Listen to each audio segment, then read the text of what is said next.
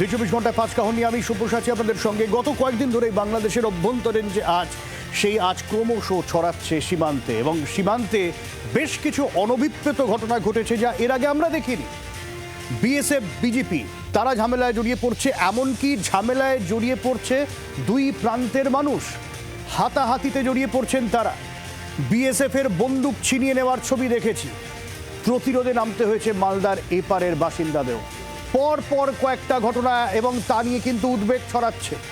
সীমান্তে কাঁটাতার দিতে বাধা দিচ্ছে বিজিবি। অনুপ্রবেশের ছক তাহলে কেন বিজিবির তরফে কাঁটাতারে বাধা দেয়া হচ্ছে তা নিয়ে তো প্রশ্ন উঠবেই। সীমান্তে পর পর উত্তেজনার ঘটনা, নদিয়া থেকে শুরু করে মালদা, ফুঁসছেন মালদার বাসিন্দারা, নদিয়ার বাসিন্দারা, এবং একের পর এক অনুপ্রবেশকারী গ্রেপ্তার। অরক্ষিত সীমান্ত কতটা বিপদ বাড়াচ্ছে বাংলার দেশের, এই নিয়ে আজকে আলোচনা পাঁচ কাহিনী।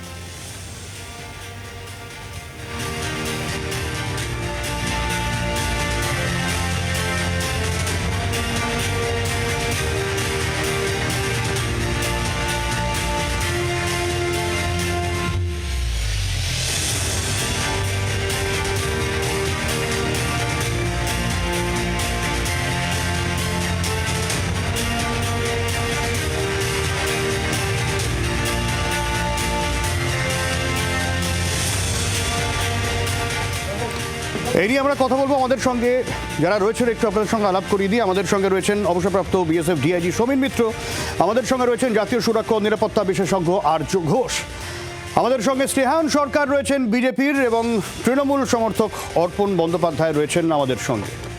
আর শুরুতেই যে কথা বলছিলাম, মালদা সীমান্তে ফের বাংলাদেশের গুন্ডাগিরি। সুখদেবপুরে স্থানীয়দের সঙ্গে নিয়ে আবারও ফেন্সিংয়ের কাজ বন্ধের চেষ্টা বিজিবির। বিএসএফের সঙ্গে কাঁধে কাঁধ মিলিয়ে প্রতিবাদে সামিল সীমান্ত লাগোয়া বাসিন্দাদের। বাংলাদেশিদের হটিয়ে ফের শুরু হলো কাঁটাতারের বেড়া দেওয়ার কাজ। ফের বাংলাদেশের উস্কানি, সীমান্তে অশান্তি পাকানোর চেষ্টা। এবারও ওপার বাংলার উস্কানিতে পা দিল না বিএসএফ। এ রাজ্যে মালদার বৈষ্ণবনগরের সুখদেবপুর সীমান্তে বেড়া দেওয়ার কাজ শুরু করেছে বিএসএফ, কিন্তু গত কয়েকদিন ধরেই সেই কাজে ব্যাঘাত দিচ্ছে বিজিবি। সীমান্ত লাগোয়া ওপার বাংলার লোকজন জড়ো করে অশান্তি পাকানোর চেষ্টা করছে। বিএসএফ সূত্রে খবর, বৃহস্পতিবার সকালে নতুন করে কাঁটাতারের বেড়া দেওয়ার কাজ শুরু হয়। কিছুক্ষণের মধ্যেই স্থানীয় বাংলাদেশিদের এনে প্রতিবাদ জানায় বিজিবি। বিএসএফ এর পাশে দাঁড়াতে ছুটে আসেন সীমান্ত লাগোয়া ভারতীয় বাসিন্দারা। গত সোমবার থেকে কাজ শুরু হয়েছিল, কিন্তু যখন কাজ শুরু হয় তখন এই বাংলাদেশের বিজেপি আর বাংলাদেশের স্থানীয় বাসিন্দাগুলো আমাদের বিএসএফ অ্যাটাক করার চেষ্টা করেছিল। তখন আমরা সাথে সাথে আমরা খবর পাই, এবং আমাদের গ্রামবাসী, পুরো গ্রামবাসী আমরা একতা হয়ে তাদের উপর আমরাও এগিয়ে যাই বিএসএফের সঙ্গে সঙ্গে। সীমান্ত সুরক্ষায় স্থানীয়দের এই সাহসিকতাকে কুর্নিশ জানিয়েছেন বিরোধী দলনেতা শুভেন্দু অধিকারী। ত্রিপুরা এবং পশ্চিমবঙ্গের বর্ডার এলাকার ভারতীয়রা দলমত নির্বিশেষে তারা জয় শ্রীরামের ধ্বনি দিচ্ছেন, ভারত মাতা কি জয় বলছেন, আর হাতে হাঁসুয়া নিয়ে ঘুরছেন। বলে বিএসএফের সঙ্গে লড়বি পরে, আগে আমাদের সঙ্গে লড়। এদিন অশান্তির খবর পেয়ে কিছুক্ষণের মধ্যেই ঘটনাস্থলে চলে আসেন বিএসএফ এর উচ্চপদস্থ কর্তারা। আলোচনার মাধ্যমে সমস্যা মেটানোর পর ফের শুরু হয় বেড়া দেওয়ার কাজ। মালদা থেকে নদিয়া সীমান্তের একাধিক জায়গায় উত্তেজনার আবহেই আলোচনার টেবিলে দু দেশের সীমান্তরক্ষী বাহিনী। এদিন বেনাপোল বন্দরে বিজেপির উচ্চপদস্থ কর্তাদের সঙ্গে বৈঠক করেন বিএসএফ এর IG south Bengal Maninder Singh power. There is no problem anywhere. We are guarding our borders perfectly well. There is no problem anywhere. Rest assured, we are guarding our territorial integrity with full grit and honor. পালা বদলের পর বাংলাদেশ থেকে অনুপ্রবেশ বাড়ছে জঙ্গি তৎপরতা। এই অবস্থায় পশ্চিমবঙ্গ, ত্রিপুরা সহ ভারত বাংলাদেশের অরক্ষিত সীমান্তে কাঁটাতারের বেড়া দেওয়ার সিদ্ধান্ত নিয়েছে নয়াদিল্লি। তাতেই বাধা দেওয়ার মরিয়া চেষ্টায় মোহাম্মদ ইউনুসের বাংলাদেশ। ব্যুরো রিপোর্ট, জি24 ঘন্টা। আমি শুরুতেই সমীরবাবুর কাছে যাব। সমীরবাবু, আমরা যে ছবি দেখলাম, গত কয়েকদিন ধরে যে ছবি দেখছি, বিএসএফকে ধাক্কাধাক্কি করা হচ্ছে, বন্দুক ছিনিয়ে নেওয়ার চেষ্টা হচ্ছে, কাঁটাতার দিতে যাচ্ছে বিএসএফ, বাধা দেওয়ার চেষ্টা করা হচ্ছে। সাধারণ মানুষের মধ্যে একটা প্রশ্ন উঠছে, বিএসএফ কি আরেকটু করা হতে পারে না, নাকি কিছু প্রতিবন্ধকতা টেকনিক্যালি আছে আমাদের? করা হওয়া মানে এরপরে হচ্ছে গুলি চালানো, যেটা আমরা চাই না। সীমান্ত উত্তেজিত করে আমাদের এখন যে মেইন টার্গেটটা সেটা হচ্ছে barbed wire fencing should be completed at the earliest. সেখানে যদি আমরা এমন কোনো স্টেপ নেই যেটা আরও বেশি ইনফিউরিয়েট করবে ওপারের লোকেদের, বন্দুক ওদেরও আছে আমাদেরও আছে, দরকার পড়লে আমরা যখন প্রয়োজন হবে, কারণ আলোচনার মাধ্যমে যে সমাধানটা হয় সেটা কিন্তু এইভাবে করা যায় না।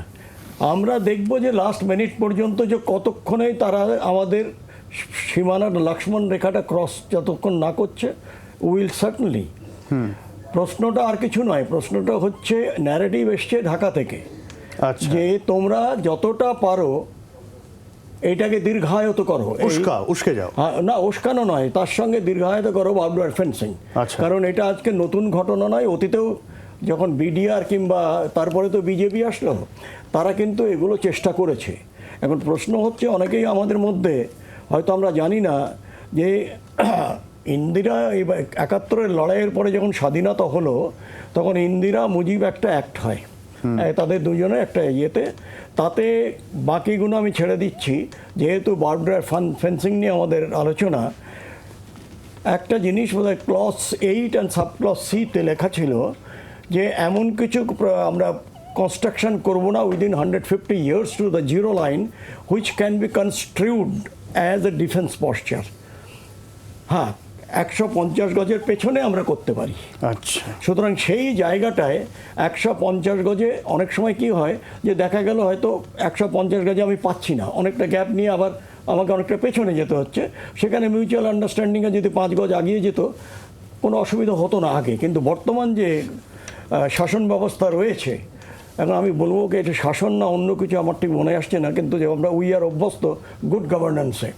সুতরাং সেই জায়গাটায় যেটা সেখান থেকে আমাদের যে আজকে যেটা মনিন্দার এখন ইয়ে করলো, Maninder gave this very brief statement, সেই মনিন্দারে ওখানে দ্য সাউথ বেঙ্গল ফ্রন্টিয়ার, আমাদের west Bengal has got the longest of the ঠিক। বর্ডার 2212, যার মধ্যে অলমোস্ট 700-800 কিলোমিটার হচ্ছে রিভারাইন।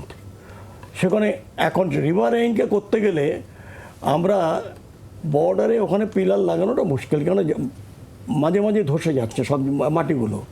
আমরা যখন ধুবড়িতে ছিলাম কাঁটাতারের ফেন্সিং আমরা করেছি, কিন্তু যখনই আমরা তিস্তায় গেছি we had no other alternative, যে চারদিক দিয়ে একটা দ্বীপের মতো আমরা বোটে করে যে থাকতাম, চারদিকে সেন্ট্রি থাকতো যে কখন আবার সে পুরো মাটিটা আমাদের টেন্ট নিয়ে নিচে চলে যায়। So this is a very difficult life. বুঝতে পারছি, হ্যাঁ। সুতরাং সেই জায়গাটায় আমার মনে হয় যে আমাদের প্রথম উদ্দেশ্যটা আমরা পালন করে নিই। They will try to intimidate us, they will try to incite us, but BSF being a very professional force, তারা এইসবে পা দেবে না, কিন্তু যখন প্রয়োজন তখন জবাব আমরা দেব। কিন্তু আমি এখান থেকে আর্যদার কাছে আসবো, এটা করছে কেন ইউনূস সরকার? এইভাবে প্ররোচনার উদ্দেশ্যটা কি? সবাইকে নমস্কার। স্যার যেটা বললেন একদম সঠিক বললেন, যেটা 1972 সালে ইন্দিরা মুজিব প্যাক্ট হয়, তাতে আমরা জিরো লাইন থেকে, এটাকে জিরো লাইন বলা হয়, তো তার 150 ইয়ার্ডের মধ্যে আমরা এটাকে করতে পারি। পার্মানেন্ট স্ট্রাকচারের ব্যবস্থাটা এখানে নেই। এটা দেখুন, Mohammad Yunus first of all আমি বলবো একজন ডেমোক্র্যাট নন, এবং এটা শুধু আমার কথা নয়, এটা বাংলাদেশি প্রথিতযশা সাংবাদিকদেরও কথা। তারাও যেটা অ্যাসেস করেছেন, আমারও অ্যাসেসমেন্ট একই। তিনি এমনি ডিপ্লোম্যাটও নন, কূটনীতিকও নন, নয়তো কোনোদিন 7 সিস্টার্স আলাদা করার কথা, এরকম অপরিপক্ক কথা কোনোদিন বলতেন না।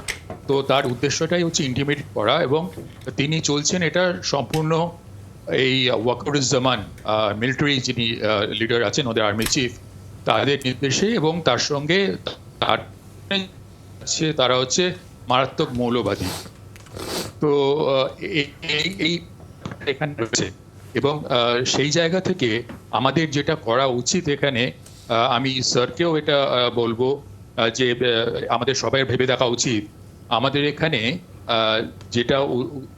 যেটা উদ্দেশ্য সেটা হচ্ছে বর্ডারটাকে সিকিউর করা। যেখানে যেখানে এটা পোরাস বর্ডার, তো যেখানে পোরাস মানে লিমিটেশনস আছে টোপোগ্রাফিক্যালি, সেখানে আমরা ওয়েস্টার্ন সাইডে আমাদের ভারতের পশ্চিম প্রান্তে যেটা এলওসিতে অ্যালং ইন্ডিয়া পাকিস্তান এলওসি, সেখানে আমরা কিছু প্রযুক্তির সাহায্য নিয়েছি। তার মধ্যে আছে anti infiltration grid, laser walls, border surveillance system বা বস, ড্রোন মাউন্টেড রাডার্স, আর আপনার সেন্ট্রিক্স। এই কটা প্রযুক্তি আমরা ইউজ করতে পারি, এবং তার সঙ্গে আপনার এখন বায়োমেট্রিক আইডেন্টিফিকেশন সার্ভিসেসও এসে গেছে। তো এই প্রযুক্তিগুলোকে ইউজ করা যেতে পারে যেখানে ফিজিক্যাল ফেন্সিংটা সম্ভব নয়। তো সেই জন্য এই জিনিসগুলোকে দেখা যেতে পারে। আর একটা ব্যাপার হচ্ছে যেটা আপনার এই কিন্তু এখানে আমি এর আগের বারও একটা অন্য সংবাদ মাধ্যমে বলেছিলাম, এটার কিন্তু পরিমাণ বাড়বে, বিকজ এই যে 4 দিনের কলকাতা দখল করে নেবো, এই দখল করে নেবো, এগুলো কিন্তু ইঙ্গিত মানে আপনার এই 26-11 দিকে দেখাচ্ছে। তেমনি 26-11 থেকে আমি আসবো অর্জুদা আপনার কাছে আবারও। আমি এই জায়গা থেকে স্নেহনের কাছে, স্নেহন, এই যে কাঁটাতার দেওয়ার চেষ্টা চলছে, এটা তো আগেও করা যেত। তো সবসময় করা হচ্ছে, সবসময় চেষ্টা করা হচ্ছে, মানে এতদিন ধরে চেষ্টাই করে যাচ্ছে না, তোমরা। চেষ্টা তোমাকে এটা বুঝতে হবে, বাধা যেরকম আমাদের এইখানে আমাদের এই রাজ্য সরকারের তরফ থেকে, সেরকম আবার এখন ওপার থেকেও আসছে। কারণ দুজনেরই তো কমন মোটিভ যে এই যে বর্ডারটা ফেন্সিংটা যাতে না করা হয়। এর কারণ আছে, তোমাকে বুঝতে হবে। মালদা জেলায় 172 কিলোমিটার বর্ডার শেয়ার করে উইথ বাংলাদেশ, তার মধ্যে 18 কিলোমিটার যেটা এখনো অব্দি আনফেন্স বা ফেন্সিং দেওয়া হয়নি, ঠিক আছে। তার মধ্যে 1 কিলোমিটার পড়ছে হচ্ছে এই বাকরাবাদ পঞ্চায়েতের সুখদেবপুরের মধ্যে, মানে যেখানে এই গন্ডগোলটা হয়েছে। বেসিক্যালি তুমি তোমার রিপোর্টার পাঠাও ওখানকার স্থানীয় মানুষের সাথে আমি দেখাবো, আমরা গেছি, আমরা দেখাবো, একটু বলেই এবং দেখাবো। স্থানীয় মানুষ বলছে যে কেন প্রতিরোধ করছে, এইখান দিয়ে চোরাচালান, গরু পাচার, আমি তো, অনুপ্রবেশ, আমরা এটা এবং স্পষ্ট ওই কেন কারণেই- করছে, কিন্তু এতদিন তাহলে ফাঁকা রাখা হয়েছিল কেন? তোমাকে আমি তোমরা বলি। বলবে জমি জট, তোমরা বলবে জমি জট, এখন তো তোমরা দেওয়ার চেষ্টা করছিলে, জমি জট কেটে গেছে। এবার আমি তোমাকে বলছি, রিসেন্টলি বিএসএফ এর যে শিলিগুড়ি করিডোরের ডিআইজি, সে নিজে বলেছে যে শিলিগুড়ি করিডোরে পুরো ফেন্সিংটা করা হয়েছে। যেখানে যেখানে এটার মামলা চলছে, এটা আমরা মুখে বলছি এমন না, পলিটিক্যাল স্টেটমেন্ট না, এটা সুপ্রিম কোর্টে মামলা চলছে। যেখানে যেখানে সরকার জমি হ্যান্ডওভার করা হচ্ছে সেখানে সেখানে ইমিডিয়েট বেসিসে ফেন্সিং করে দেওয়া হচ্ছে। কিন্তু তোমাকে আরেকটা জিনিস বুঝতে হবে, যেটা উনিও বললেন যে বিএসএফ এর হাত বাঁধা। কেন বাধা আমি তোমাকে বলছি, বিএসএফ এর পরবর্তী সময় কি করতে হবে, এর পরবর্তী সময় গুলি চালাতে হবে, গুলি চালালে সিভিলিয়ান ক্যাজুয়ালিটি হবে, এবং সিভিলিয়ান ক্যাজুয়ালিটি হলেই তৃণমূল তাই সেইগুলোকে নিয়ে এসে রাজনীতি করবে। দেখো বিএসএফ মেরে দিয়েছে, এর আগেও করেছে, কোচবিহারে করেছে, এবং এরা যারা করছে তারা বাংলাদেশি অনুপ্রবেশকারী, বাংলাদেশি নাগরিক, কিন্তু তাদের সবার ভারতবর্ষে এই পশ্চিমবাংলায় ভোটার লিস্টে নাম আছে, কারণ এদের 2 জায়গায় নাম তুলে রাখা হয়েছে। এরা সবাই মালদা, মুর্শিদাবাদ এই অঞ্চলে এসে এই ভোটের সময়, আমাদের ভারতের ভোটের সময় ভোট দিয়ে চলে যায়। এবং আমি তোমাকে বলছি, এদেরকে বাঁচানোর জন্য যেরকম ওপারের এই বিজেপি প্রচেষ্টা করছে, এখানকার সরকার, এখানকার পুলিশও সমানভাবে প্রচেষ্টা করছে। এখন না, বিষয়টা হচ্ছে একটা মিথ্যা কথা বলা হলো, সেটা হচ্ছে কোচবিহারের যে ঘটনার কথা বললেন বিজেপির প্রতিনিধি, এটা জেনে রাখা দরকার। কোচবিহারে যে ঘটনাটি ঘটেছিল লোকসভা নির্বাচনের আগে, সেখানে একটি রাজবংশী সম্প্রদায়ের, রাজবংশী পরিবারের হিন্দু ছেলেকে 100টিরও বেশি গুলি করা হয়েছিল বিএসএফ এর পক্ষ থেকে। তিনি কোচবিহারের বাসিন্দা, ভারতবর্ষের নাগরিক ছিলেন, তার বাবা, মা, দাদা সকলে মিলে আমাদের সাংসদ দলের সর্বভারতীয় সাধারণ সম্পাদক অভিষেক বন্দ্যোপাধ্যায় জনসভা থেকে তারা সম্পূর্ণ ঘটনাটি সত্যাসত্য প্রকাশ্যে আনেন। এবং সেই জায়গা থেকে দাঁড়িয়ে একদিকে বিজেপি বলবে যারা বাংলাদেশের সংখ্যালঘু, বাংলাদেশের হিন্দু, আমরা তাদেরকে সিএর মাধ্যমে ভারতবর্ষে জায়গা করে দেবো, বাংলাদেশ, মায়ানমার বা যে যে জায়গা আমাদের প্রতিবেশী যে রাষ্ট্রগুলি আছে। অন্যদিকে বিএসএফ কোনো একজন হিন্দু রাজবংশী সম্প্রদায়ের মানুষকে গুলি করে খুন করবে, আর এখানে বিজেপির প্রতিনিধি দাঁড়িয়ে দাঁড়িয়ে বলবেন যে বাংলাদেশের অনুপ্রবেশকারীকে খুন করা হয়েছে। সেই কারণেই লোকসভা নির্বাচন দেখুন, সেই কারণেই সিতাইয়ের বিধানসভার উপনির্বাচন দেখুন, কোচবিহারের মানুষ বিজেপিকে প্রত্যাখ্যান করেছে এই মিথ্যাচারগুলির জন্য। আর যদি কোথাও কোনো সমস্যা থেকে থাকে, ফেন্সিং এর প্রবলেম হোক, আজকে থেকে তো ফেন্সিং হচ্ছে না, সে 1971 সাল থেকে এই ফেন্সিং এর ঘটনা 1977 সাল থেকে চলছে। বাংলাদেশ এবং ভারতবর্ষ, কেন্দ্রীয় সরকারের সাথে পশ্চিমবঙ্গের রাজ্য সরকারের যে আপসী দ্বন্দ্ব, এগুলোকে মিটিয়ে মমতা বন্দ্যোপাধ্যায় বারংবার বলেছেন যে বাংলাদেশ ইস্যুতে রাজ্য সরকার সম্পূর্ণভাবে কেন্দ্রীয় সরকারের সাথে আছে, কেন্দ্রীয় সরকারের পাশে আছে। এখানে রাজনৈতিক দলমতের ঊর্ধ্বে উঠে ভারতবর্ষের সুরক্ষার পরিকাঠামোকে সামনে রেখে, ফেডারেল স্ট্রাকচারকে সামনে রেখে আমরা একত্রে কাঁধে কাঁধ মিলিয়ে লড়াই করতে রাজি আছি। আমি একটা সিম্পল প্রশ্ন করতে চাই, মালদার রশিদপুরের গ্রাম পঞ্চায়েতের প্রধান বাংলাদেশি অনুপ্রবেশকারী নাসিয়া শেখ এখানে নাম বদলে লাভলি খাতুন কি করে পঞ্চায়েতের প্রধান হয়ে গেল তৃণমূলের টিকিটে জিতে? তোমাদের কেন্দ্রীয় কি করে স্বরাষ্ট্র বলো? প্রতিমন্ত্রী নিশীথ প্রামাণিক আরে বেরো তিনি একজন বাংলাদেশী। নিশ্চিত প্রমাণিক কোথায় কোচবিহার সেখানে যাচ্ছে না, কেন? না, মালদায় আরে তোমাদের পঞ্চায়েত তোমরা থেকে প্রধান হয়ে গেল। তাও যদি তোমার বাংলাদেশ থেকে কথা ধরে নি অনুপ্রবেশ তর্কের করলো, খাতিরে, নাম বদলালো, ভোটার লিস্টে তোমার নাম কথা বদলালো, যদি ধরে নি, এটা পঞ্চায়েত প্রমাণ সাপেক্ষ। কোন দলের দাঁড়িয়েছে? তাও যদি তোমার কোন কথা দলের ধরে নি, দাঁড়িয়েছে? তৃণমূল তাহলে কংগ্রেসের সে একটা দাঁড়িয়েছে। পঞ্চায়েত প্রধান কি করে হয়েছে। হচ্ছে? আর তোমরা এখানে একজন তোমরা বাংলাদেশ ওখানে থেকে ঢুকিয়ে আসা নাম নিশীথ পাল্টিয়ে প্রামাণিককে ভোটার লিস্টে নাম ভারতবর্ষের দেখাবে। আর কেন্দ্রীয় BSF স্বরাষ্ট্র দেখাবে না। প্রতিমন্ত্রী BSF কি বানিয়েছিলে। করে? তুমি আমাকে বলো, তোমরা BSF নিশীথ করবে নাকি? প্রামাণিককে What is the দেশের next কেন্দ্রীয় BSF? স্বরাষ্ট্র আজকে প্রতিমন্ত্রী BSF এর বানিয়েছিলে। যখন হাত থেকে তোমার বন্দুক এই কেড়ে কথাটাকে নিচ্ছে, যদি আমি তুমিও ধরে নিই বলছো, সত্যি BSF এর হাত থেকে তর্কের বন্দুক খাতিরে, কেড়ে নিচ্ছে, BSF এর তাহলে next step সেখানে কি হবে? তিনি পঞ্চায়েতের আজকে এমন প্রধান। অবস্থা যদি তুমি ভাবো, যদি সীমান্ত সত্যি হয় তাকে রক্ষা ব্যবস্থা নাও। মানুষকে প্রতিবাদ ভাই, করতে কেন্দ্রীয় হচ্ছে। সরকার তোমাদের, মানুষকে প্রতিবাদ করছে। এমন স্বরাষ্ট্রমন্ত্রী অবস্থা অমিত এই শাহ এই তোমার আচ্ছা দলের নেতা। আচ্ছা আচ্ছা তোমরা সৌরভ, আমি ব্যবস্থা আসবো, গ্রহণ আসবো, করো। আসবো। আপনার কাছে আসবো, একটা বিরতির সময় হয়ে গিয়েছে। আমি আপনার কাছেই আসবো, আমি আপনার কাছেই আসবো একটা বিরতির পর। প্লিজ সঙ্গে থাকুন।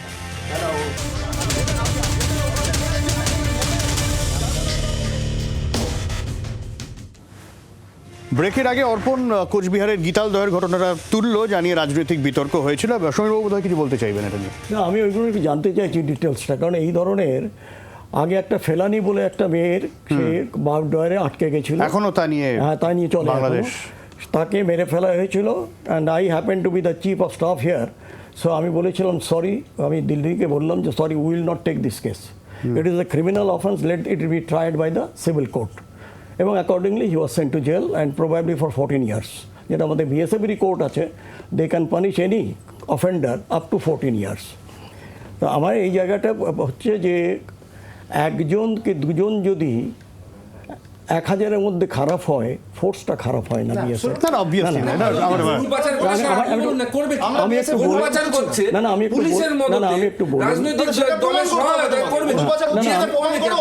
না, না, আমি একটু আপনি তো বিএসএফ এর একজন কর্মরত গরু পাচার করছে কিনা প্রমাণ আধিকারিক। করো। ভাই, আমি- ভাই, আমি একটু জামিন বলি- পেয়ে গেল, আমি প্রমাণ বলি- করতে পারলে না। কি করবে আমি BSF? একটু বলে নিই, কারণ এই যে জায়গাটা আজকে আমরা করছি কি, বাংলাদেশের বর্তমান অবস্থা, কাঁটাতারের বেড়া, এবং কাঁটাতারের বেড়াটা কেন দিতে দিচ্ছে না।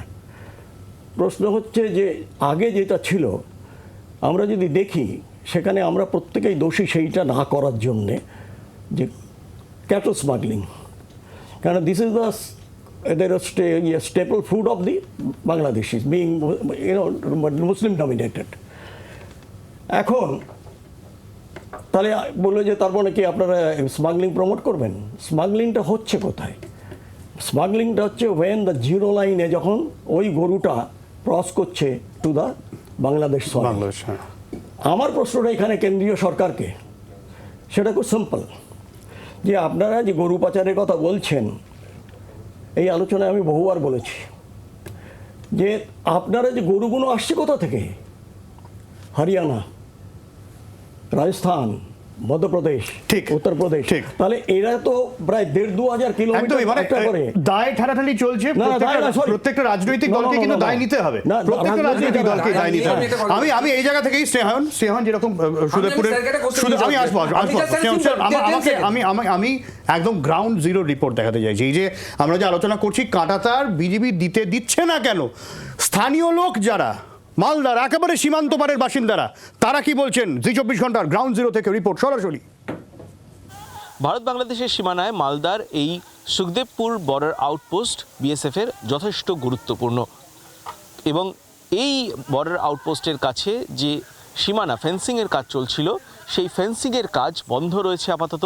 এবং গত সোমবার বাংলাদেশের যারা বর্ডার গার্ড রয়েছে, বর্ডার গার্ড বাংলাদেশ, তাদের তরফ থেকে আপত্তি জানানো হয় এবং শয়ে শয়ে বাংলাদেশি মানুষ সেখান থেকে এসে এখানে বিএসএফের ওপর কার্যত চড়াও হওয়ার চেষ্টা করে।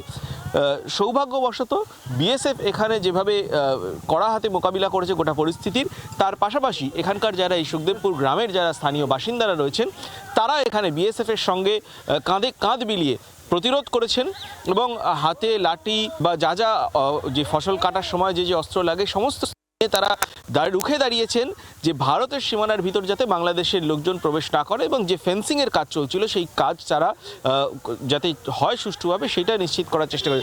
কি হয়েছিল, কি পরিস্থিতি হয়েছিল এখানে? আগে মাটি ভরার কাজ শেখ হাসিনার সময় অর্ডার দিয়েছিল, দুই দেশের স্বাক্ষর আছে, করতে দিয়েছিল। এখন রোডের কাজ হয়ে গেছে কমপ্লিট, এখন তার বসাতে দিচ্ছে না, তার লাগাতে দিচ্ছে না। এখান থেকে উগ্রবাদী আসবে, ভারতে ঢুকবে, উগ্রবাদী ঢোকার জন্য ওরা তার হাতে লাগাতে দিচ্ছে না। জাল নোট পাচার হয়, জাল নোট পাচার হয়, এভাবে ওরা বলছে উগ্রবাদী আসার সুবিধা হবে, তার জন্য বলছে এটা বন্ধ করো। আপনারা তো বিএসএফ এর সঙ্গে একদম দাঁড়িয়ে মোকাবিলা করছেন গোটা করে। দাঁড়িয়ে তো করবো। এখন কি পরিস্থিতি? এখন পরিস্থিতি তো বন্ধ করে রেখেছে বাংলাদেশ থেকে। কাজ বন্ধ। এখানে স্থানীয় লোকজন বলছেন যে তারা এখানে ফেন্সিং করতে চাইছেন, যেভাবে ভারত সরকারের তরফ থেকে বিএসএফ এর তরফ থেকে এখানে উদ্যোগ নেওয়া হয়েছিল এবং এখানে ফেন্সিং তৈরি করা হচ্ছিল, কিন্তু সেই জায়গায় বাংলাদেশের তরফ থেকে হঠাৎ করেই আপত্তি করা হয়। গত 7-8 মাস ধরে এখানে কাজ চলছিল, মাটি ফিলিংয়ের কাজ হয়েছে, তারপরে ফেন্সিংয়ের কাজ শুরু হতেই বাংলাদেশের তরফ থেকে আপত্তি করা হয়েছে। কিন্তু আপত্তি করার কারণটা কি? কোনো কারণ কিন্তু এখনো পর্যন্ত বলা হচ্ছে না। যেটা বিএসএফ এর সূত্র বলছে যে একটা কোথাও থেকে এই যে জায়গাগুলোর মধ্যে একটা করে অ্যাকশন করা বাংলাদেশের তরফ থেকে, এবং তার যদি কোনো প্রতিক্রিয়া ভারতের তরফ থেকে দেওয়া হয় তখনই সেটা ডিসপিউটেড ল্যান্ড হয়ে যায়। সেই কোনো রকম বিবাদ থেকে বিবাদের দিকে তারা যেতে চাইছে না। এটা কার্যত একটা ট্র্যাপের, ফাঁদের কথা তারা সন্দেহ করছেন যে এই ফাঁদে ভারত পা দেবে না। খুব যথেষ্ট সংবেদনশীলতার সঙ্গে গোটা বিষয়টা দেখা হচ্ছে। বিএসএফের স্থানীয় স্তরে, বিজিবির স্থানীয় স্তরের যারা কমান্ডিং অথরিটি রয়েছে তাদের মধ্যে বৈঠক হচ্ছে, যাতে এই জটিলতা কাটানো যায়, কোনোভাবেই যাতে এই জায়গাটা নিয়ে নতুন করে বিবাদ সৃষ্টি না করতে পারে বাংলাদেশের তরফ থেকে। ক্যামেরায় ফেলিক্সের সঙ্গে সমিত সেনগুপ্ত, জি মিডিয়া, মালদা। আমি আর্যদার কাছে আসবো। আর্যদা, 1 মিনিটের মধ্যে আপনার বক্তব্য চাইব। তার মানে স্থানীয় বাসিন্দারাই দেখুন বলছেন যে আসল উদ্দেশ্য হচ্ছে লোক ঢোকানো, জঙ্গি ঢোকানো, পাচার। সেই কারণে মানে, এবং তাহলে আমরা ধরে নিতে পারি যে বিডিআর এর প্রচ্ছন্ন মদত রয়েছে এতে। বিজিবি একদম একদম। দেখুন, আপনারা একটা জিনিস লক্ষ্য করবেন, এখানে আইএসআই এর একটা খুব প্রত্যক্ষ মদত রয়েছে এবং এটা প্রত্যেকটা স্টেজে অনেক দিন আগে থেকে সেট করা রয়েছে, প্রি প্ল্যান। এই এসকালেশন আপনারা কোনোদিন দেখতে পেয়েছেন? পাচার ব্যাপারটা এখানে সব সময় ছিল, কিন্তু এই এসকালেশনটা আপনারা দেখতে পাননি তো আগে। তো এর পেছনে এটার মদত রয়েছে আইএসআই এর প্রচণ্ড, এবং তার সঙ্গে আপনার এইখানে যে আপনার বর্ডারে এই যে আপনার যেটা উনাকোটি ত্রিপুরাতে, আপনি ওখানে দেখবেন যে পেছনে ঘন জঙ্গল। এইটা কিন্তু সাউথ অফ এখানে পাকিস্তানি এসএসজিরা, স্পেশাল সার্ভিস গ্রুপের কমান্ডোরা ইনফিলট্রেট করেছে।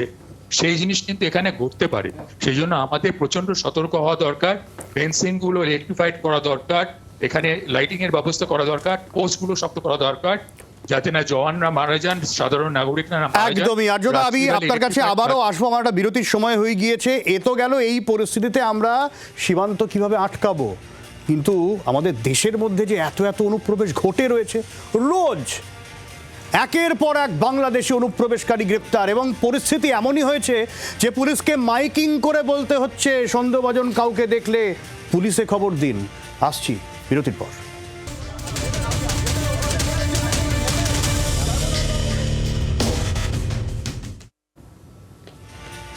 আমি শুরুতেই আর্যদার কাছে আরেকবারও আসবো, তবে তার আগে নদিয়ার রানাঘাটের কোদালিয়া নদী এবং সেই নদী নিয়ে সমস্যা, যেখানে স্থানীয়রা বলছেন যে কি পরিমাণ বাধাপ্রাপ্ত হচ্ছে নদীর জল ব্যবহারে। শুনুন।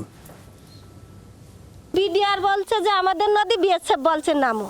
বিএসএফ অসুবিধা করছে না, এখন বিডিআর আমাদের নামতে দিচ্ছে না। আমরা নদীর দখল ছাড়বো না। নদীতে না নামতে পারলে আমাদের সমস্যা, আমাদের সবসময় নদীর দরকার। আমরা স্যান ট্যান সব কিছু করি, গরিব মানুষ, আমাদের হচ্ছে জল টলের দরকার। বাড়ি আমাদের কল নেই, মোটর নেই, কিছু নেই, ধোয়া পাকলা সব কিছু আমরা ওই জায়গায় করি। 52 নম্বর পিলার আছে, এই সোজা গেলে ওটা কানাপুকুর বলে, কানাপুকুর ভিতরে 52 নম্বর পিলার ছিল, সেই পিলারটা ওরা তুলে দিয়েছে। পিলারটা যদি ধরা হয় তাহলে পুরো কুলিয়াটা নদী, কুলি গ্রামের নদী সম্পূর্ণ আমাদের দিকে আসবে। এই যে ব্যাকে কুলে গিয়েছে সম্পূর্ণ আমাদের আসবে।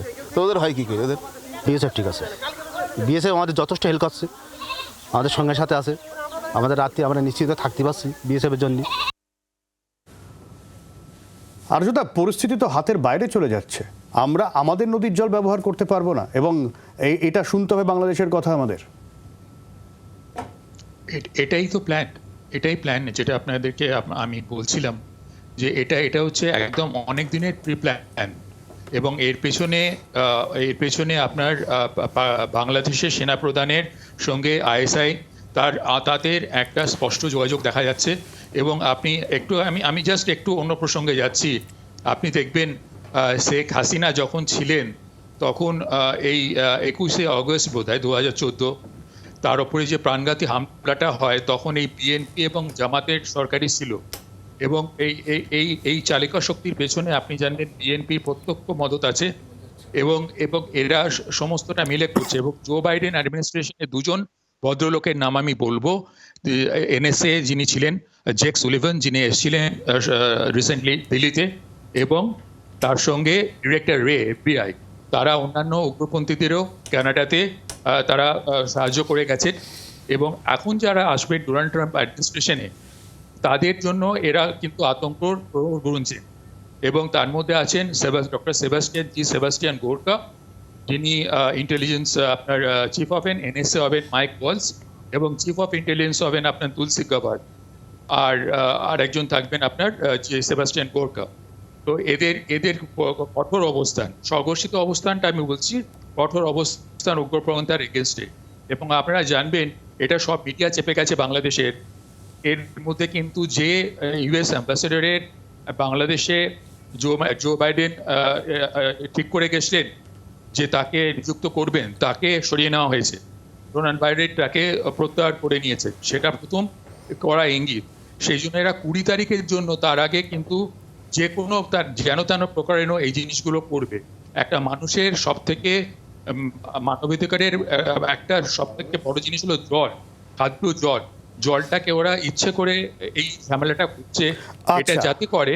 আচ্ছা, আমি আসবো আর্যদা, মানে ওই কুল গাছে চুল মানে জড়িয়ে ঝগড়া যেরকম বিষয়টা, সেরকম একটা লাগাতার উস্কানি চলবে। কিন্তু একের পর এক গ্রেফতারি হচ্ছে বাংলাদেশ অনুপ্রবেশকারী। এখানেও আমরা নদিয়ার কৃষ্ণগঞ্জ থানা, সেখান থেকে একজন গ্রেফতার করা হয়েছে। নৈহাটিতে বাংলাদেশে অনুপ্রবেশকারী সন্দেহে 3 জনকে গ্রেফতার করা হয়েছে। এই অনুপ্রবেশকারী এই যে রাজ্যের আনাচে কানাচে পাকড়াও হচ্ছে, এখন স্নেহায়ন আরও রয়েছে, আমরা হয়তো জানিও না। এর দায়টা কার? দেখো, এর দায়টা কার বোঝাতে গেলে তোমাকে একটা ঘটনা বলি। এই কয়েকদিন আগে আসাম STF 8 জন জঙ্গিকে ধরেছিল আনসারুল্লাহ বা বাংলা টিমের। তার মধ্যে একজন হচ্ছে সাদ রাশিদ, ঠিক আছে? এই সাদ রাশিদের নওদা বিধানসভার 2টো জায়গায় তার ভোটার লিস্টের নাম আছে, ঠিক আছে? এবং এই নামটা তুলেছে কে? নামটা তুলেছে হচ্ছে খাতান দুর্লভপুর পঞ্চায়েতের সদস্যা তার স্বামী আলতাফ হোসেন। আমি নাম বলে দিলাম। এই পঞ্চায়েত খাটান দুর্লভপুর পঞ্চায়েতের সদস্যা তার স্বামী আলতাফ হোসেন এই সাদ রাশিদের নাম ভোটার লিস্টে তুলেছে। আমি ক্যাটাগরি করে যদি ভুল বলি, অর্পণ আমার নামে মামলা করুক, পুলিশ আমাকে ধরে নিয়ে যাক। এই যে যাদেরকে নামগুলো তোলা হচ্ছে, এই যে বিধানসভাগুলো, নওদা বিধানসভায় তৃণমূল কংগ্রেস 2021-এ 75,000 ভোটে জিতেছে। এদের এই যে যাদেরকে ইনক্লুড করা হচ্ছে তার লাভটা কারা ভোগ করছে? আমি পলিটিক্যাল কথা বলছি একদম। এই যে অনুপ্রবেশকারী জঙ্গি, এই সাদ রাশিদ, মিনারুল শেখ, এরা যে ভোটার লিস্টে ঢুকছে, এরা কাদেরকে ভোট দিচ্ছে?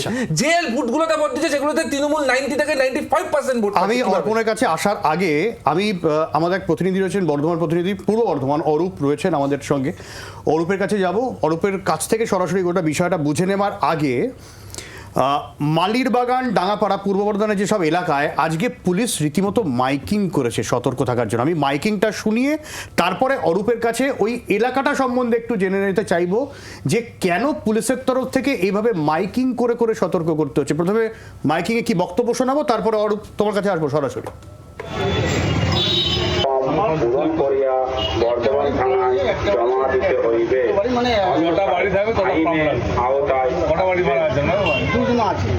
বর্ধমান জেলা পুলিশের পক্ষ থেকে সমস্ত নাগরিকবৃন্দকে জানানো যাচ্ছে যে ঘর ভাড়া বা বাড়ি ভাড়া দিতে হলে বা দেওয়া থাকলে পেমেন্ট ফর্ম পূরণ করিয়া বর্ধমান থানায় জমা দিতে হইবে। অরূপ, ওই এলাকাটা সম্বন্ধে একটু জানতে চাইবো। দেখো, বর্ধমান শহর বা বর্ধমান শহরের ঠিক পাশে খাগড়াগড়, বর্ধমান শহর ছাড়া বা বর্ধমান জেলা আমি অরূপ তোমার কাছে আসবো এই ইস্যুতে, একটু সঙ্গে থাকো। এই মুহূর্তে যে খবর সামনে আসছে, আরজি করে চিকিৎসক ধর্ষণ খুন মামলার রায় 18ই জানুয়ারি দুপুর 2:30 আরজি কর মামলার রায় দেবে শিয়ালদা আদালত। চিকিৎসক ধর্ষণ খুন মামলার শুনানি শেষে এমনটাই শিয়ালদা আদালতের তরফ থেকে জানানো হলো। 18ই জানুয়ারি শুনানি এখনো পর্যন্ত একেবারে চূড়ান্ত পর্যায়ে। সেখানে 18ই জানুয়ারি ঠিক দুপুর 2:30 আরজি কর মামলার রায় দেবে শিয়ালদা আদালত। অত্যন্ত গুরুত্বপূর্ণ। বিক্রম রয়েছেন আমাদের সঙ্গে, বিক্রমের কাছ থেকে আপডেট নেব। বিক্রম, দেখো, তোমাকে যেটা জানাবো, আরজি কর মামলার অর্থাৎ মূল মামলা খুন ও ধর্ষণের মামলার যে বিচার প্রক্রিয়া, সেই বিচার প্রক্রিয়া ইতিমধ্যেই শেষ হয়েছে, অর্থাৎ যে শুনানির প্রক্রিয়া তা শেষ হয়েছে। এবং আজকেই যেটা শিয়ালদা আদালতের তরফ থেকে জানিয়ে দেওয়া হয়েছে যে মূলত 18ই জানুয়ারি এই আরজি কর খুন ও ধর্ষণের মামলার রায়দান করা হবে এবং তার পরবর্তী ক্ষেত্রে সাজা ঘোষণা করা হবে। অত্যন্ত গুরুত্বপূর্ণভাবে প্রায় 2 মাস ধরে এই বিচার প্রক্রিয়া চলেছিল ফাস্ট ট্র্যাক কোর্টে, এবং সেই ফাস্ট ট্র্যাক কোর্টে এই বিচার প্রক্রিয়া চলাকালীন একদিকে যেরকম প্রসিকিউশনের তরফ থেকে যে বক্তব্য ছিল সেই বক্তব্য তুলে ধরা হয়, অপরদিকে যে ডিফেন্সের আইনজীবী, অভিযুক্ত আইনজীবী, তিনিও কিন্তু তার পক্ষে হয়ে সওয়াল করেছিলেন। কিন্তু যেটা আমরা সূত্র মারফত জানতে পারছি, সিবিআইয়ের তরফ থেকে সর্বোচ্চ সাজা দেওয়ার আবেদন করা হয়েছে, এমনটা কিন্তু সূত্রের খবর, সিবিআই সূত্রে জানা যাচ্ছে। এবং গোটা এই বিচার প্রক্রিয়া চলাকালীন 51 জন যে সাক্ষ্য গ্রহণ করা হয়েছিল, সেই সাক্ষ্য গ্রহণের ভিত্তিতেই আদালতের তরফ থেকে যেটা নির্দেশিকা দেওয়া হয়েছে যে আগামী 18ই জানুয়ারি এই আরজি কর খুন ও ধর্ষণের মামলা রায় ঘোষণা হবে এবং তার পরবর্তী ক্ষেত্রে আদালতের যে প্রক্রিয়া বা পদক্ষেপ তা হলো সাজা ঘোষণা, অর্থাৎ কোয়ান্টাম দেওয়া হবে। আপাততভাবে 18 তারিখের থেকে এই মুহূর্তে সব পক্ষে নজর যে শিয়ালদা আদালতের তরফ থেকে এই আরজি কর খুন ও মামলার যে মূল মামলা, সেই ধর্ষণ এবং খুনের অভিযোগে যে মামলা হয়েছিল তার রায়দান কি দেয়, সেদিকে এই মুহূর্তে সব পক্ষের নজর রয়েছে। অনেক ধন্যবাদ বিক্রম। অর্থাৎ 18 তারিখ কি হয় সেদিকে অবশ্যই নজর রয়েছে। 18ই জানুয়ারি ঠিক দুপুর 2:30 আরজি কর মামলার রায় ঘোষণা হবে। দুপুর 2:30 চিকিৎসক ধর্ষণ খুন মামলার রায় শিয়ালদা আদালতের তরফে দেওয়া হবে। এবং সেই জায়গায় দাঁড়িয়ে শুধুমাত্র সঞ্জয় রায় কি একমাত্র অভিযুক্ত, নাকি আর কেউ এর সঙ্গে রয়েছেন, গোটা বিষয়টা নিয়ে কিন্তু এই দিনই জানা যাবে। কারণ যে শুনানি চলেছে, রুদ্ধদ্বার শুনানি, তার খুঁটিনাটি কিন্তু সংবাদ মাধ্যমের সামনে তুলে ধরা হয়নি। এই শুনানি চলেছে লাগাতার, প্রায় রোজ শুনানি চলেছে এবং দুপক্ষের সওয়াল জবাবের পর চূড়ান্ত শুনানি এবং তারপরেই আজ যে ঘোষণা করা হলো, জানিয়ে দেওয়া হলো 18ই জানুয়ারি রায় দেওয়া হবে শিয়ালদা আদালতের তরফে।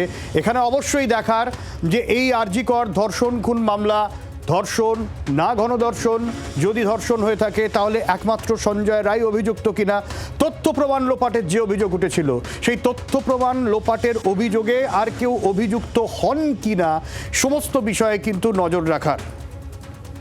আমরা আরও আপডেট দেব এই নিয়ে, কারণ অত্যন্ত গুরুত্বপূর্ণ খবর, যেখানে 18ই জানুয়ারি আমরা অনেকটাই স্পষ্ট হয়ে যাবে। এরপর মামলা হয়তো আরও উচ্চতর আদালতে গড়াতে পারে, সেটা নির্যাতিতার পরিবারের তরফে সিদ্ধান্ত নেওয়া হবে। কিন্তু 18ই জানুয়ারি এক প্রাথমিকভাবে আমরা জানতে পারবো যে এখনো পর্যন্ত তদন্ত যতদূর এগিয়েছে, সেই তদন্তের ভিত্তিতে ঠিক কোন বিষয়টা উঠে আসে, সঞ্জয় রায় একমাত্র অভিযুক্ত না এর পেছনে আর কেউ জড়িত রয়েছেন। বৃহত্তর ষড়যন্ত্রের যে অভিযোগ বারবার উঠেছে, যে অভিযোগে গত কয়েকদিন আমরা উত্তাল হতে দেখেছি, গোটা বাংলাকে, গোটা দেশে প্রতিবাদ ছড়িয়েছে, সেই বৃহত্তর ষড়যন্ত্রের জায়গাটা শক্তপোক্ত কতটা হয় সেদিকেও অবশ্যই আমাদের নজর থাকবে। অর্কদীপ্ত মুখার্জি আমাদের প্রতিনিধি রয়েছেন আমাদের সঙ্গে, সরাসরি চলে যাবো অর্কদীপ্তর কাছে। অর্কদীপ্ত, আছে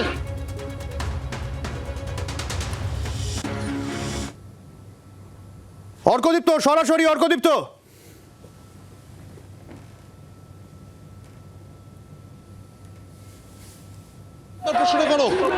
অর্কদীপ্ত, এই মুহূর্তে তুমি যে মিছিলে রয়েছে ওখান থেকে বক্তব্য কি উঠে আসছে? 18ই জানুয়ারি চূড়ান্ত রায় আরজি কর মামলা। একটু কথা বলার চেষ্টা করবো, এখানে রয়েছে আশফাকুল্লাহ, আমি একবার তার সাথেই কথা বলার চেষ্টা করবো। একদমই বক্তব্য নেব। তাহলে বাকি কারা? শুধু আমরা বলছি না, যত সেন্ট্রাল ফরেন্সিক রিপোর্ট যেটা বেরিয়েছে সেখানেও বলছে যে এটা একজনের দ্বারা ঘটনা সম্ভব নয়, আদৌ সেমিনার রুম ঘটনাস্থল কিনা সেটাও সম্ভব নয়। তো অনেক প্রশ্ন আছে, সেই প্রশ্নের একটা উত্তর সঞ্জয় রায় কখনো হতে পারে না। আরও প্রশ্ন ফাঁকা থেকে যাচ্ছে। সঞ্জয় রায়কে ফাঁসি দুক, যাবজ্জীবন দুক, সেটা আলাদা পাঠ, কিন্তু আমরা বারবার বলছি যে এই সঞ্জয় রায়কে ফাঁসি দিয়ে, যাবজ্জীবন দিয়ে যে বিচার মানুষ পেতে পারে না, কাউকে ধরে নিয়ে সাফোকেট করে দেওয়ার এই যে প্রচেষ্টা, এটার বিরুদ্ধে মানুষের গর্জে উঠতে হবে। আমরা এখনও ঘটনা কিভাবে ঘটলো, কারা ঘটালো, কেন ঘটালো, সেই মোটিভ কি, সেটা উদ্দেশ্য এখনও ক্লিয়ার আমরা দেখতে পাচ্ছি না। সাধারণ মানুষ এই রাগে আছে, এই ব্যথায় আছে। অন্ততপক্ষে সিবিআইয়ের আবার রিইনভেস্টিগেশন করে কেন ঘটলো, কীভাবে ঘটলো, সেটা সাধারণ মানুষের কাছে এনে তুলে ধরুক। অন্তত বিচার ব্যবস্থা মানুষ পেতে পারে, সঠিক বিচার পেতে পারে, এই বিশ্বাসটা মানুষের যাতে হারিয়ে না যায়, সেজন্য আমার মনে হয় যে বিচার ব্যবস্থায় যারা আছেন তাদেরকে একটু ধ্যান দেওয়া উচিত, খেয়াল করা উচিত যে সাধারণ মানুষ রাস্তায় আছেন একটা কারণের জন্য, একজনকে ফাঁসি, একজনকে যাবজ্জীবনের জন্য নয়। সাধারণ মানুষ এই জন্য রাস্তায় আছে যে বিচার ব্যবস্থা এখনও জীবিত আছে, বিচার হয়, অন্যায় যারা করে তারা ধরা পড়বে এবং তাদের শাস্তি হবে, এই বিশ্বাস নিয়ে মানুষ আছে। এই বিশ্বাসটা অন্তত আঘাত না করা হোক, এটাই আমরা চাই। কোথাও গিয়ে কি বাড়তি একটা আশার সঞ্চার হলো যে এই যে ঘোষণা হয়েছে 18 তারিখে রায় ঘোষণা হবে, তারপরে কি আপনাদের কি আরও কিছু প্রত্যাশা বাড়লো বা আপনাদের কি মনে আরও বেশি আশার সঞ্চার হলো? দেখুন, রায় ঘোষণা আমরা বারবার বলেছি যে একজনকে ধরে ফাঁসি জেল, এটা এই বিচার নয়। এই বিচারে একজন যদি সঞ্জয় রায় তো ক্রাইম সিনের ঘটনার পরে এসে ধামাচাপাটা দেয়নি, কারা ধামাচাপা দিল, কারা আজকে সেমিনার রুমে এসে তারপরে ভাঙচুর করলো, কারা সেমিনার রুমে তাদেরকে দেখা গেল, পুলিশ প্রশাসন কেন ঝাঁপিয়ে পড়লো, তাহলে অনেক প্রশ্ন রয়ে গেছে। এটা তো আশা করি এটা তো যথেষ্ট বড় একটা টার্নিং পয়েন্ট। 18 তারিখে রায় ঘোষণা হবে, সরাসরি ঘোষণা হলো, এটা তো একটা টার্নিং পয়েন্ট বটেই। দেখুন, একটা পার্টে আপনি যদি বিচার করেন, আমরা বারবার বলছি একজনকে রায় ঘোষণা করলো, ফাঁসি দিল, যাবজ্জীবন দিল, এটা একটা পার্ট।